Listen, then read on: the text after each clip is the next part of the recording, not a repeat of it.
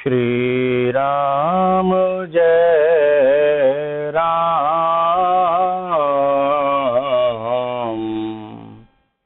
जय जय राम।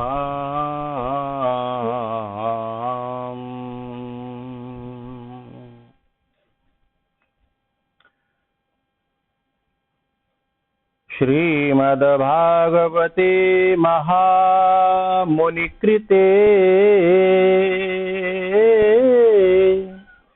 किं वा परैरीश्वरः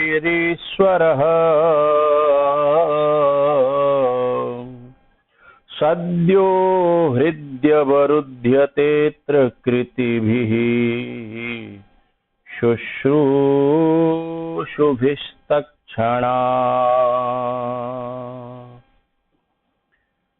भागवत जी के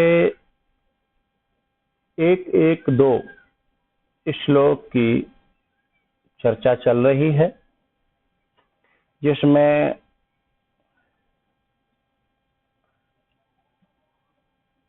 काफी आधे से ज्यादा श्लोक की चर्चा हो चुकी है।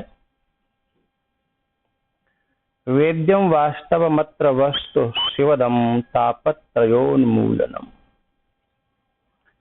यहाँ तक चर्चा हो चुकी है। तीनों तापों को मिटाने वाला यह श्रीमद् भागवत ग्रंथ वास्तविक वस्तु को जनाने वाला। सुखदेव जी महाराज जब कथा कहते हैं और 7वां दिन पूरा होता है, परीक्षित जी जब ये बात कहते हैं कि सर्प मुझे अब नहीं खा सकता, तो बोले क्या भागवत जी ने ऐसा कर दिया कि अब सांप खाएगा ही नहीं? बोले ऐसा नहीं किया। बोले तो परीक्षित जी महाराज जब ये कहते हैं तब शरीर में बैठ करके नहीं कहते, तो बोले शरीर से ऊपर उठ करके, यानी अपने वास्तविक स्वरूप को जान करके। वेद्यम वास्तवम अत्र, इसमें जो वास्तविक अपना स्वरूप है, आत्म स्वरूप, उसको जनाने की क्षमता है इस ग्रंथ में, इस कथा में। और जब उसको जान लेता है, क्योंकि ये जो ताप है ना, तीनों ताप, दैहिक दैविक भौतिक, ये शरीर और मन पर प्रभावी होते हैं। और वास्तविक वस्तु का बोध जब हो जाता है तो इनसे ऊपर उठ जाता है। गौ गोचर जह लग मन जाई, सो सब माया जानो भाई। तो वहां तक इन तीनों तापों का प्रभाव होता है। और वास्तविक वस्तु में अपनी स्थिति हो जाए तो फिर यह ताप वहां तक नहीं पहुंच पाता। यह ताप तो यहीं तक रह जाता है। मन और शरीर, बुद्धि और बाधितानुवृत्ति से, वेदांत का शब्द बाधितानुवृत्ति, बाधितानुवृत्ति से वह अपने आत्म स्वरूप में स्थित हो जाता है। तब वो कहता है कि अब मुझे सर्प नहीं काट सकता, क्योंकि सर्प जो है अपनी वास्तविक आत्म स्थिति में उसका कोई अस्तित्व ही नहीं है। कैसे? स्वप्न के पदार्थवत, स्वप्न के पदार्थों की तरह। जैसे सपने के जितने भी शेर, हाथी, घोड़ा होते हैं, सपने में मानो कोई हमें खाएगा हो और हम जग जाएं, सांप खाएगा सपने में, वहां में हम लोग उठाए ले गए हमें, तो भाई चलो काऊ बागी के पास या डॉक्टर के पास, कैसे बचाओ बचाओ, नहीं मत जाएंगे। अब यदि हम जग जाएं अचानक, तो फिर डॉक्टर बजाने की जरूरत है? अब क्या जरूरत है? क्योंकि मालूम पड़ गई कि वो सांप वो सपने को है। तो जैसे हमें मालूम पड़ जाती है कि ये संसार, यह शरीर, यह नाते रिश्ते, यह मन, यह बुद्धि, यह सब स्वप्नवत है। जब इनसे ऊपर हम उठेंगे तो ये मिथ्यात्व निश्चय हो जाएगा। जैसे वहां ये सांप जो सपने का था वो तो मिथ्या था, यानी झूठा था। ऐसे ये संसार भी झूठा है। भाई कैसे झूठा है? दिख तो सब सही सही रहा है। बोले जगवे के बाद जैसे सपनों झूठल सपने में सपनों झूठो ना लगत, कोशिश कितनी करो, लेकिन जैसे जग जाएंगे तब मालूम पड़ेगा सपनों झूठो। एक छोटा सा और दूसरा दृष्टांत,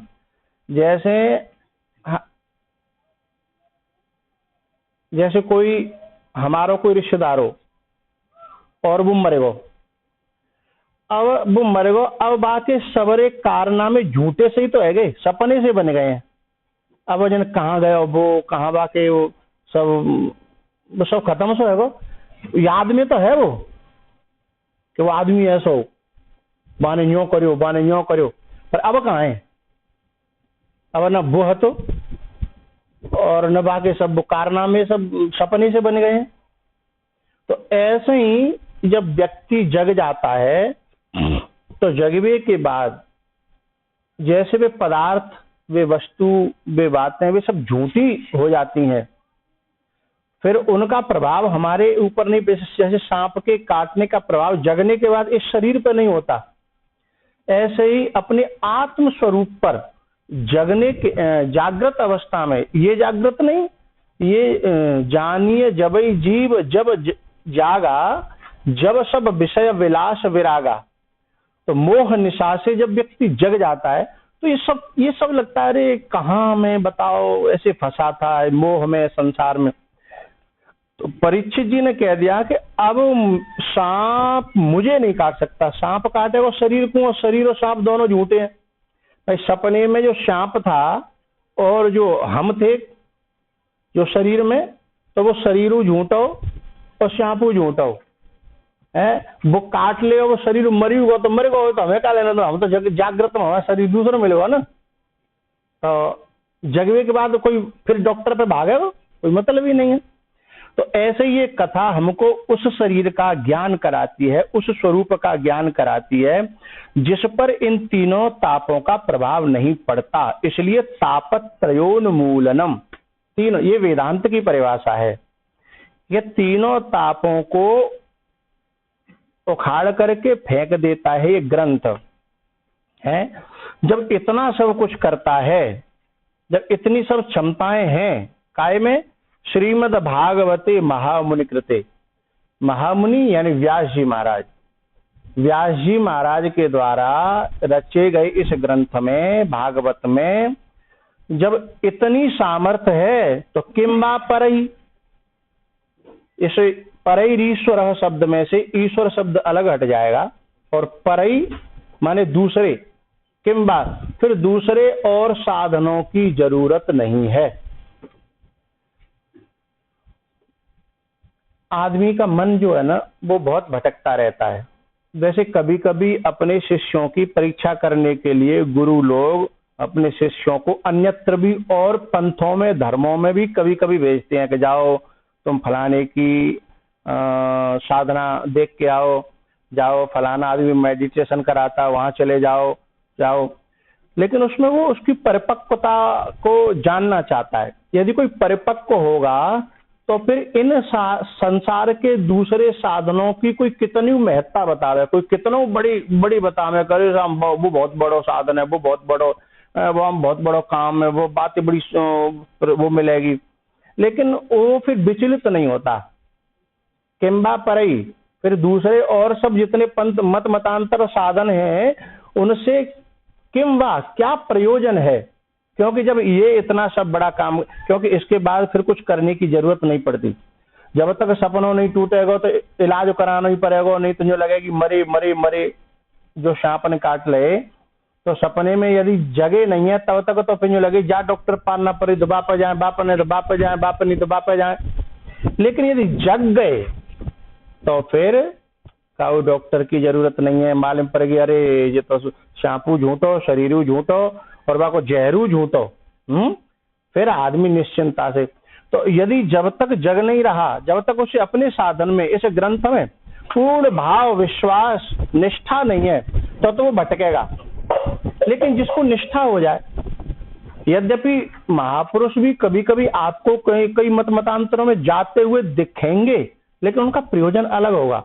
उनका प्रमाण लेकर के कहीं हम भी सोचे कर वो जा रहे थे तो हम चले जाए, हम कच्चेपन में चले गए और किसी की बिना उंगली पकड़ाए चले गए तो हम भटक जाएंगे।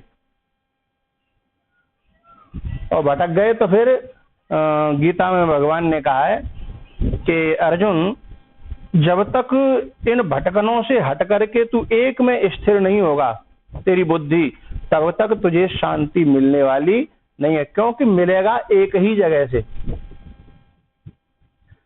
तो किम वा परई, इन और दूसरे साधनों से, मत मतांतरों से, पंथों से, ग्रंथों से भी क्या प्रयोजन है? तो बोले ये जो ग्रंथ है इसमें एक बहुत बड़ी शक्ति है। बोले क्या? सद्य हृदय अवरुध्यते अत्र, यानी इस ग्रंथ में यह क्षमता सब किसी में नहीं है। इस भागवत जी कथा में जाओ और जहां तक हम कथा चल रही हो भगवान की, प्यारी प्यारी लीलाएं चल रही हो, तो उसी समय मन में ऐसा चिंतन है लगता हो कि हम वृंदावन पहुंच गए, और ऐसे लग रही मैं सब कछु है। फिर जब आरती बोलते तब लगाते कि अरे हम तो यहाँ बैठे, फिर याद आमत। तो ये सद्य में तत्काल ही हमारे हृदय में भगवान को खिलाने लगता है ये ग्रंथ। और अवरुद्धते, उसमें कैद जैसा हो जाता है, भगवान कैद जैसे हो जाते हैं। लेकिन इसमें एक शर्त कही, क्या? शुश्रूषुभि तत्क्षणात्, उसी क्षण, तत्क्षण, at a time, on the spot, उसी क्षण भगवान जैसे ही भागवत में कथा में पहुंचे और कथा में पहुंचते ही वह आनंद आने लगा और डूब गए।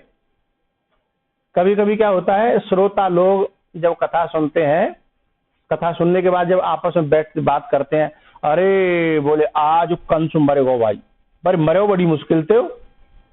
तो बिना यूं ना कहते कि वो कंस कब मरे, बुने रहते आज भी मरे है, अब ही मरे वाला भगवान ने मारे। तो इसका मतलब है कि तत्क्षणात्, उसी क्षण, उसी समय वह उन लीलाओं में सम्मिलित हो जाता है। लेकिन कब? शुश्रूषुभि, शुश्रूषुभि, जब अपने मन में सुनने की प्रबल इच्छा पैदा हो जाती है। तो गीता में, जिनके पास गीता हो वे निकाल सकते हैं 18वां अध्याय और 67वां श्लोक। गीता में 18वां अध्याय और 67 यानी 67, 6-7, 67 यानी 67वां श्लोक है, बड़ा प्यारा। उसमें भगवान ने अर्जुन से कहा है कि सुनो, यदि कोई आदमी प्यास नहीं लगी हो और तुम पानी पियाओ तो फैलावे वो, क्योंकि भाई पानी की महत्व और कीमत पता होना हो जाए। बहुत जोते प्यास लगी हो और पानी हो थोड़ो तो एक एक बूंदे बचा के रहेगो कि बेकार नहीं चले हो जाए। हमने देखा है जहां नहरें हैं और बम्बा है, वहां पानी को खेत में ऐसे काटेंगे, गांव में बात कटऊ काट देता है, और फिर वहां देख भी ना याद है, चाहे वो फूट रहा हो चाहे दूसरे खेतों में निकल जाए। तो हमने पूछी भाई ऐसे क्यों काट रहे हो? हरे बोले कौन सा पैसा लग रहा है। लेकिन बाकी मेड़ पे हर क्षण ठाड़े रहते हैं, जहाँ घंटाते खेतों में पानी चल रहा है, घंटाते मिनटते, बोले कितनो 1 घंटा 40 मिनट रह गई, तो सोचो तो 20 मिनट बचा लो। तो ये जहाँ कीमत होगी पानी की, ऐसे जहां इन कथाओं की, ग्रंथ की, संत की बातों की जहाँ कीमत होगी, माँ वो आदमी निकरन नहीं देगो, ने को फैलन नहीं देगो, बगरन नहीं देगो, बिगड़न नहीं देगो, और जहाँ जिज्ञासा नहीं है वहां वो चीज फैलेगी। तो गीता के 18वें अध्याय के 67वें श्लोक में, इदं तेना तपस्काय ना भक्ताय कदाचन न चाशुश्रूषवे वाच्यं न च मां योऽभ्यसूयति। भगवान कहते हैं अर्जुन से कि हे अर्जुन, मैंने जो तुम्हें ग्रंथ सुनाया है ये बड़ा गोपनीय है, ये बड़ा ज्ञान, बड़ा मार्मिक ज्ञान है, और इस ज्ञान को जो है हर व्यक्ति के लिए नहीं सुनाना चाहिए। इदम ते न अतपस्काय, जो आदमी विलासी हो उसको नहीं सुनाना चाहिए। वो जो भोगों में ज्यादा रमण करता हो, जैसे सुखदेव जी ने देवताओं को नहीं सुनाया। ना भक्ता है, जो भगवान का संतों का भक्त न हो, सेवक न हो, उसे भी नहीं सुनाना चाहिए। कदाचन मन कभी भी नहीं सुनाना चाहिए उनको तो। और नचा शुश्रूषवे, और जिसकी सुनने की स्वयं भीतर से इच्छा न हो।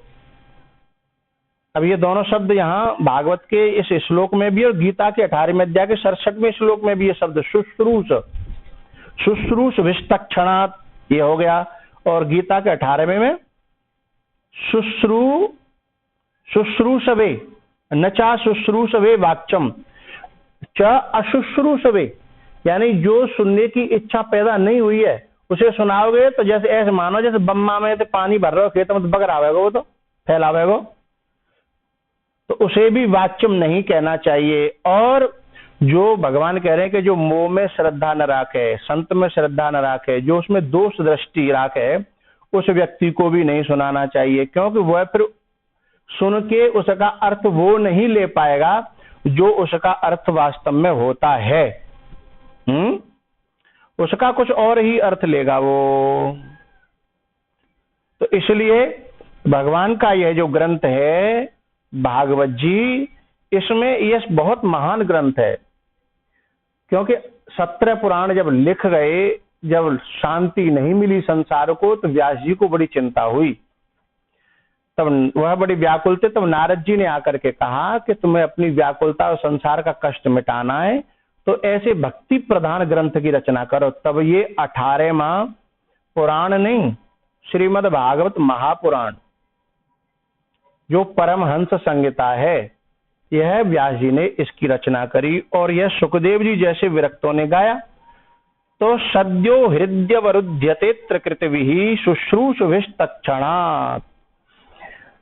अच्छा, अर्जुन गीता में जब अर्जुन का मोह नष्ट हुआ तो अर्जुन ने भगवान से कहा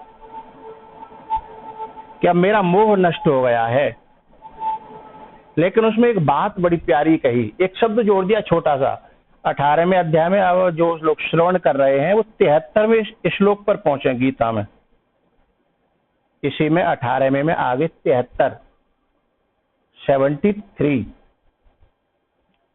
नष्टो मोह स्मृतिर्लब्ध्वा।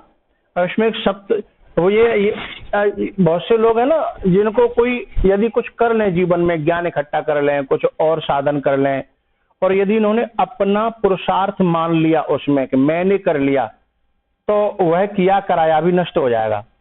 इसलिए अर्जुन ने एक शब्द जोड़ दिया, त्वत्प्रसादात्। बोले ये आपकी कृपा से मेरा मोह नष्ट हुआ है। और अर्जुन कहता कि मैंने अपना मोह नष्ट कर लिया तो बात नहीं बनती, तो फिर वह साधन भी कुसाधन हो जाता।